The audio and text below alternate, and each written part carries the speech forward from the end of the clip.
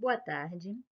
Elaborei esse material para o 19º Enampur, cujo tema é Planejando o Urbano e o Regional, Organizando a Esperança. A minha participação integra a mesa redonda de número 4, intitulada Os Desafios à Construção da Esperança em um Âmbito de Distopia, e eu me chamo Mariana Afonso Pena e sou professora no Instituto Federal de Educação, Ciência e Tecnologia de Goiás.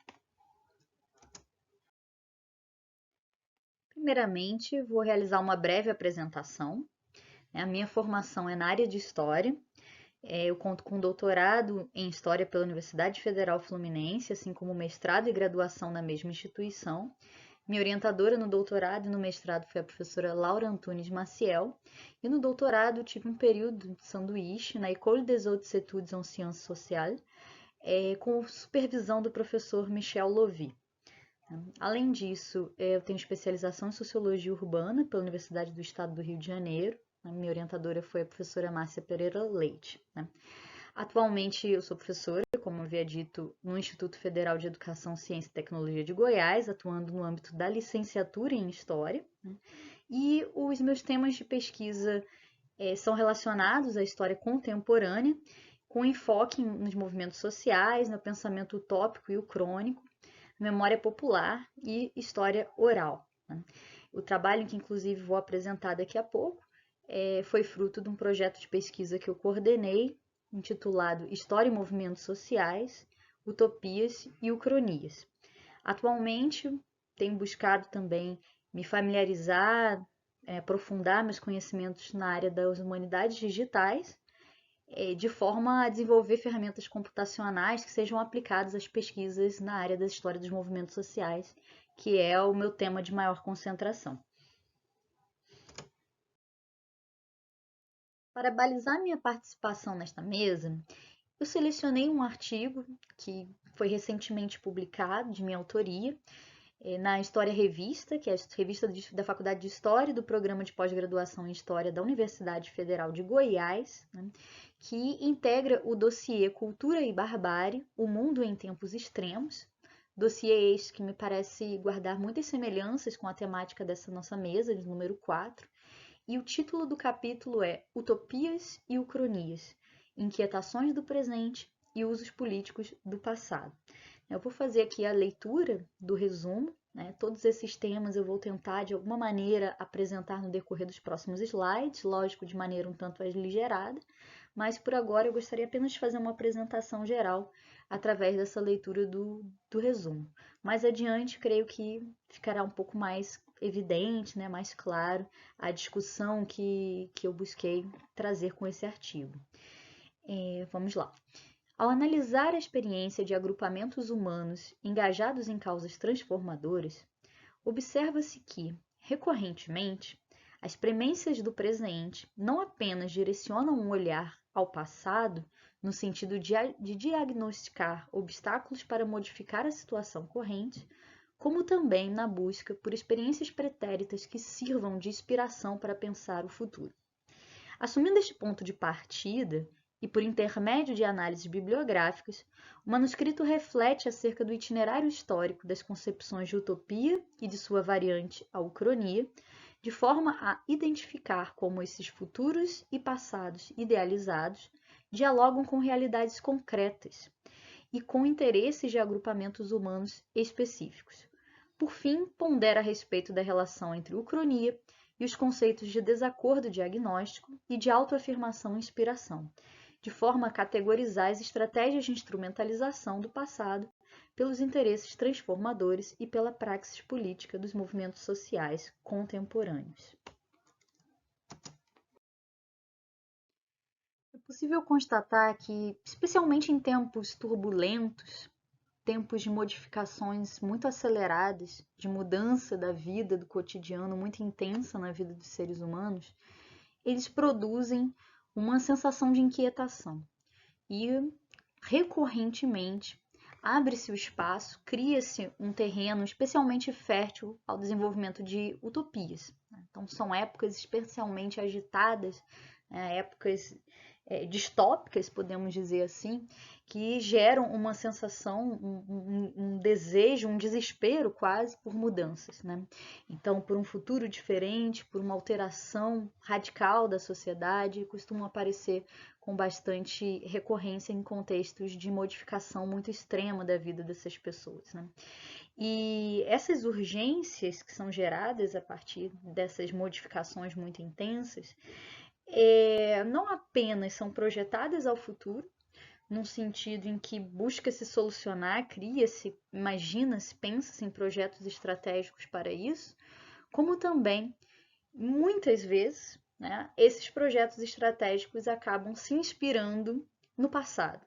Ou, ao menos, de alguma maneira, olha-se para o passado para entender a realidade presente, né, como uma forma de diagnosticar o presente, o que se modificou, o que há de diferente nesse presente alterado e que não agrada, né, que não se encaixa aos desejos dessas pessoas, e também de olhar o passado em busca de inspiração. O que foi feito no passado, o que pode ser, de alguma maneira, aproveitado desse passado para a gente construir um futuro, né?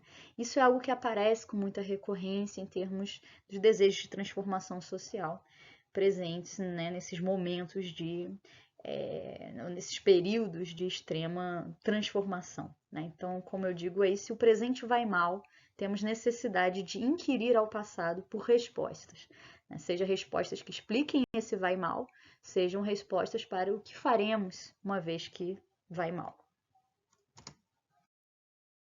O próprio livro A Utopia, do Thomas More, que inclusive traz esse termo para o conhecimento, né, vai sendo cada vez mais difundido esse termo utopia, ele foi elaborado justamente num contexto como este, né? Então, um contexto de muitas agitações, de muitas transformações.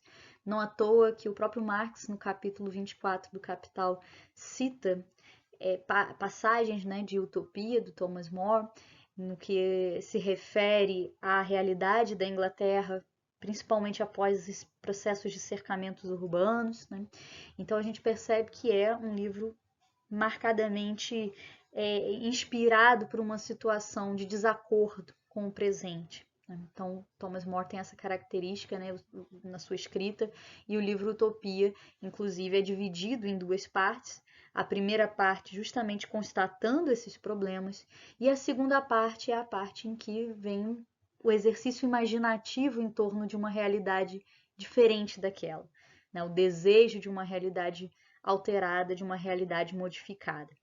A partir do livro, logicamente, o termo utopia foi sendo retrabalhado, né? Foi sendo assumindo diferentes contornos, inclusive alguns negativos, né? De pessoas que vivem no mundo da lua, da imaginação, que não conseguem se apegar a projetos mais concretos, mas de uma maneira geral, né, a gente pode entender utopia num sentido ampliado, né? Algo como uma orientação, um desejo de transformação que inspira anseios e práticas transformadoras, né?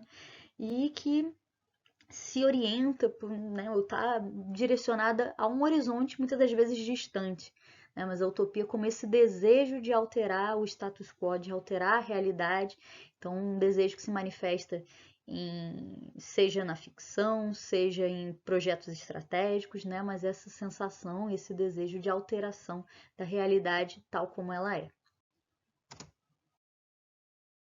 Passado mais de 3 séculos, a gente vai ter um outro termo, né, certamente muito menos popularizado do que utopia, sendo utilizado de maneira inaugural pelo Charles Renouvier no livro Uchronie, né, a utopia dentro da história. Nesse livro, o Renouvier ele vai justamente pensar uma alteração no passado que geraria um presente modificado, né? Um presente que fosse mais adequado aos anseios e aos desejos que ele gostaria de ver manifestos, realizados. Então, nesse livro, a utopia, né, a Uchronie, a utopia dentro da história, é justamente esse exercício que o Renouvier faz, né? Então, ele pensa o que aconteceria se num determinado ponto do passado, né, houvesse uma modificação nos eventos e esses eventos conduzissem a uma realidade distinta, muito mais próxima do que os seus desejos almejam. Então, por isso, uma utopia dentro da história. esse tipo de imaginação, de exercício imaginativo, é muito comum também, né, na ficção científica, né? Então, principalmente nos dias recentes, eu vou trazer mais adiante alguns exemplos, a gente vê muitos casos, né, de esse tipo de imaginação, né, de como que você altera um elemento do passado e esse elemento do passado alterado teria possivelmente, potencialmente gerado um presente modificado. No entanto, o que eu gosto de perceber a partir, né, costumo perceber a partir das experiências dos movimentos sociais, é que muitas das vezes eles têm uma forma de se relacionar, uma espécie de utopia no passado, né, uma espécie de ucronia, mas que opera de uma maneira diferente. Não apenas como um exercício de pensar um presente modificado, mas como um exercício de projetar no futuro aquele passado interrompido. Eu vou trazer mais adiante, como disse, algumas outras experiências, né? Então, no sentido muito próximo às ideias do Benjamin nas suas teses sobre a história, em que ele considera a necessidade de despertar no passado as centelhas da esperança, ou seja, nesse sentido da esperança de projetar ao futuro esse passado que foi interrompido, um passado que falhou em se tornar verdade, né? Um passado considerado melhor. Então, essa ucronia acaba sendo projetada para o ainda não existente. Então, é nesse sentido que eu trabalho a ideia de ucronia aplicada às experiências dos movimentos sociais. Desta forma, me parece que fica perceptível que a mentalidade utópica, ela caminha lado a lado com o recurso a um passado que legitime, né, as causas do presente e que, consequentemente, essa nostalgia do passado se converte numa esperança de futuro. Então, é um passado interrompido que busca ser recuperado, né? Então, a partir desse mergulho no passado, busca-se inspiração para as alterações, né? A esperança de uma redenção, um futuro redentor que modifique a realidade tal como ela é no presente. Tomemos agora alguns breves exemplos do que eu estou querendo dizer, né? Nessa ideia de negar o presente, né, para construir um futuro inspirado no passado. Por exemplo, o movimento feminista, né, pode buscar, por exemplo, inspiração para a insubmissão feminina nas sociedades matriarcais do passado, né? Uma vez que elas comprovariam que o lugar da mulher nem sempre foi rebaixado frente ao lugar do homem. Ou, por exemplo, socialistas, que podem ter no comunismo primitivo, né, nas sociedades sem hierarquias e desigualdades sociais, justamente a confirmação de que essas desigualdades não são inerentes à natureza humana.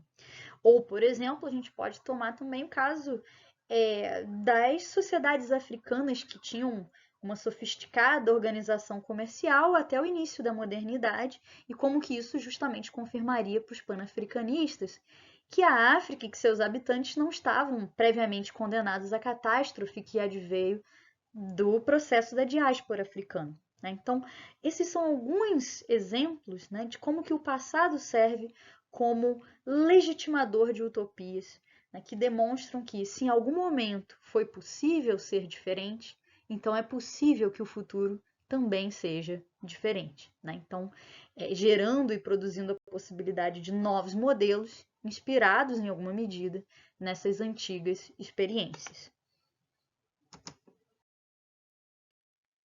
Foi justamente enquanto eu estava no doutorado, realizando minha pesquisa, um estudo de caso sobre o movimento das comunidades populares, né, um movimento brasileiro que surgiu em 1969 e que ainda existe, espalhado em vários estados brasileiros, que essas questões começaram a vir à tona, começaram a me chamar a atenção.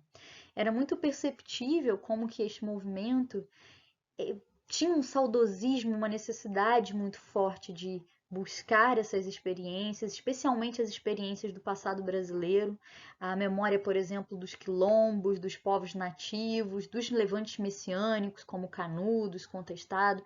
Tudo isso era muito importante nas místicas desse movimento e na elaboração da sua estratégia, que é justamente a ideia de recuperar uma vida comunitária, né, uma vida marcada por uma relação de coletividade muito mais intensa, né? Uma coletividade que absorve grande parte dessas experiências humanas, uma ideia de uma família ampliada, né?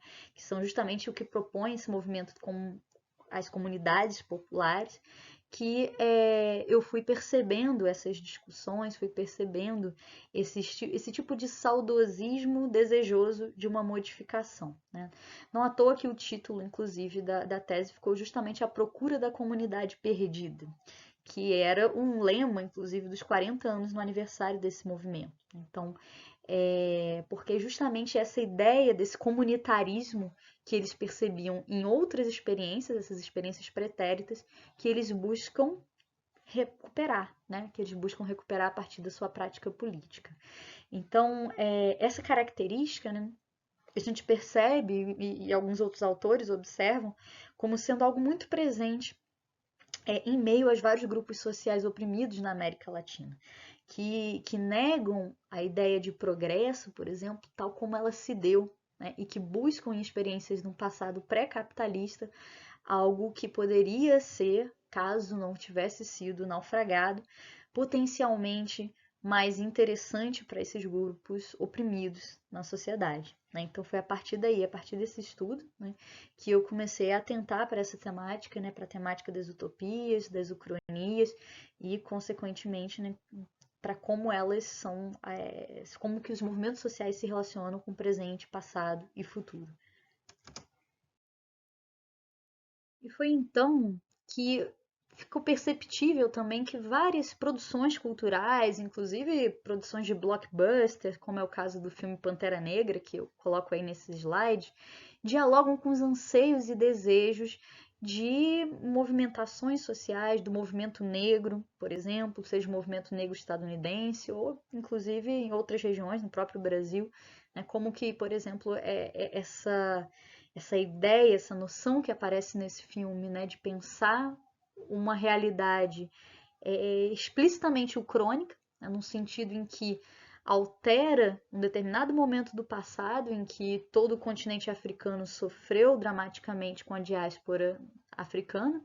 E, no caso, imagina uma sociedade que teria ficado apartada disso e conseguiu ter um desenvolvimento próprio, né, um desenvolvimento autônomo, né, que é justamente esse país aí, na verdade, Wakanda, né?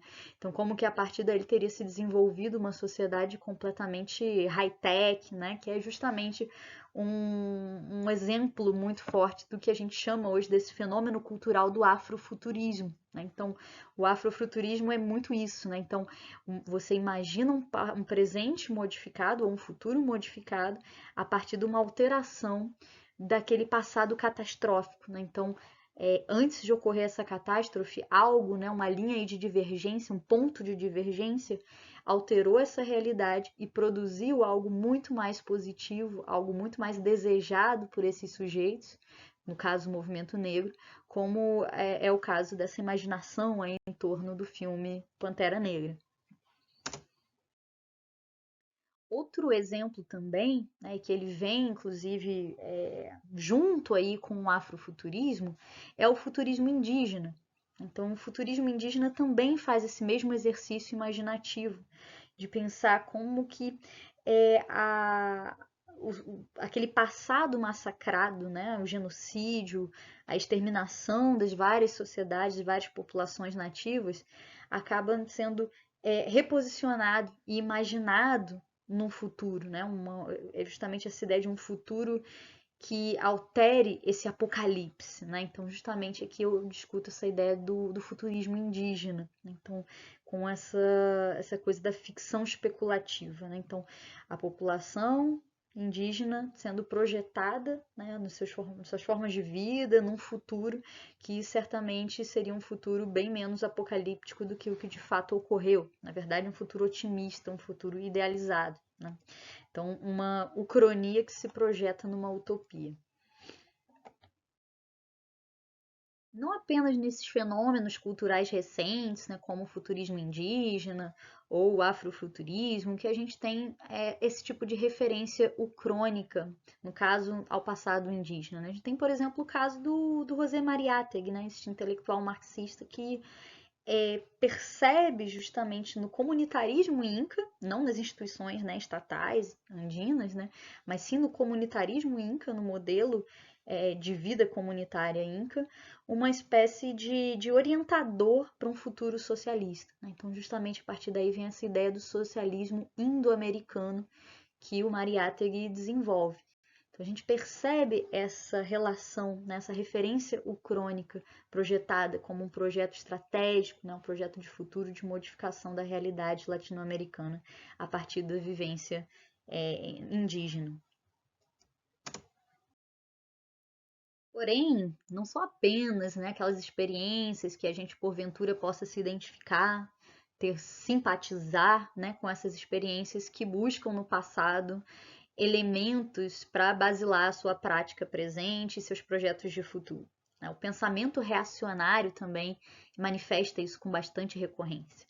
Temos acompanhado na realidade brasileira um grande saudosismo em relação ao período autoritário, né, o período da ditadura militar que durou aí 21 anos da nossa história. Então a gente percebe que esses saudosismos reacionários também são muito presentes, né? Então também se busca no passado algo para legitimar esses desejos de reagir às transformações recentes. Um caso bastante curioso foi bastante divulgado, né, que foi justamente durante aquela invasão do Capitólio, chamou bastante atenção para aquilo que é chamado aí do tribalismo masculino. Né? Então, que seria, né, de uma maneira bem breve, falando essa ideia do tribalismo masculino. É uma espécie de saudosismo que busca em experiências também no passado uma inspiração, um desejo, né, desses homens que se consideram de alguma maneira despotencializados pelos avanços do feminismo nos nossos dias e que aí eles, né, buscam um ideário de macheza, um ideário de violência masculina, de exercício pleno dessa vontade agressiva masculina, num passado, né? Fosse, por exemplo, o passado dos vikings, que a gente vê que também é algo que está muito em voga na cultura popular, né? No cinema, nos seriados, ou mesmo dos espartanos, né? Essa coisa da guerra como algo muito identificado ao masculino, né? Então, existe também esse tipo de manifestação reacionária, mas que expressa esses descontentamentos frente ao avanço de outros grupos, né, que antes estavam numa situação de maior opressão. Né? No caso aí, especificamente a questão das mulheres, né, e o avanço da luta feminista nos anos recentes. De forma, então, a tentar sistematizar essa relação entre presente e passado, em meio aos grupos desejosos de transformação social, né, e pensar como que eles se relacionam nesse presente e passado com os projetos de futuro, eu busquei refletir sobre as dois pares aí conceituais que fariam essa relação. Né? Então, por um lado, o par desacordo diagnóstico, como vou falar mais adiante, né? Então, um desacordo com o presente que busca um diagnóstico no passado, e um outro par que é justamente a necessidade de autoafirmação dos seus projetos presentes, visando o futuro, e buscar essa autoafirmação, essa legitimação através, né, de uma inspiração em modelos pretéritos. Né? Então, essas duas funções instrumentais, né, aí, da prática política nessa relação, né, a partir dessas premências do presente que eu vou observar justamente a partir dos próximos slides, né, já concluindo aqui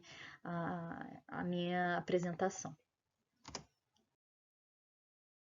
Então, a começar pelo par desacordo diagnóstico, ele está muito relacionado àquilo que o Gramsci vai falar como o pessimismo da inteligência, né? A consciência dos obstáculos.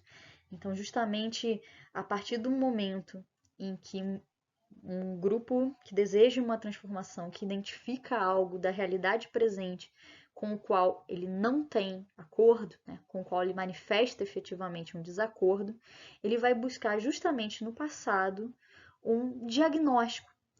Onde surgiu, né, ou melhor, quando, né, surgiu os problemas que a gente enfrenta. Então, vamos diagnosticar esse problema no passado. É aquilo muito que a gente discute, né, com nós da área de história, né, aquilo dos porquês da história, por que a gente estuda a história para compreender o presente, né? Então, vai muito por aí. Então, você diagnosticar o problema, diagnosticar seja, né, o capitalismo, por causa dos grupos anticapitalistas, a branquitude, no caso do movimento negro, o patriarcado, no caso do movimento feminista, ou a heteronormatividade, no caso das lutas LGBT. Então, você vai identificar no passado a origem disso, vai diagnosticar como surgiu, né? Então, esse desacordo leva a um olhar para o passado visando diagnosticar o presente. No entanto, não é apenas de desacordo com o passado que os movimentos sociais se orientam. Então, o passado também serve à própria constituição, ao que eu chamo aí da autoafirmação desses movimentos, como eles se entendem no mundo, né? Então, é muito difícil você se apresentar, demonstrar que você tem uma proposta, um projeto viável, se você não tem experiências também que o legitimem. Então, você não apenas busca o problema, né? Mas também você busca de alguma maneira essa sensação de precedente, né? Ou melhor, você já existiu algo que indica que esse caminho aí é possível, né? Então o passado aparece aí como uma inspiração.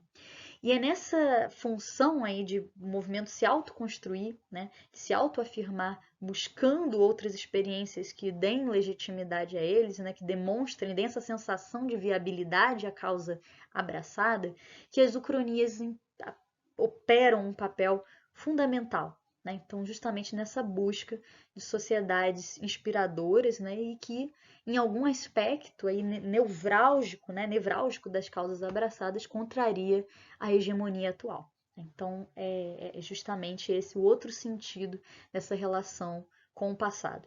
E, obviamente, tanto a relação desacordo, diagnóstico, como essa relação entre autoafirmação e inspiração, visando o projeto utópico, né? O projeto de transformação social, de alteração dessa realidade vivida. Bem, pessoal, com isso eu concluo a minha apresentação. Gostaria de agradecer à comissão organizadora do 19º Enampur, especialmente na figura do professor Ivo Marcos Teis, pelo convite, para poder estar aqui apresentando, né, um pouco do meu trabalho. E gostaria de concluir justamente desejando que, em que pese os tempos turbulentos que estamos vivendo, que utopias e ucronias várias que estão por aqui presentes, né, possibilitem a gente mirar um novo horizonte e, quem sabe, no futuro próximo, ter uma realidade menos distópica do que essa que estamos enfrentando. Né? Muito obrigada e desejo um ótimo encontro a todos.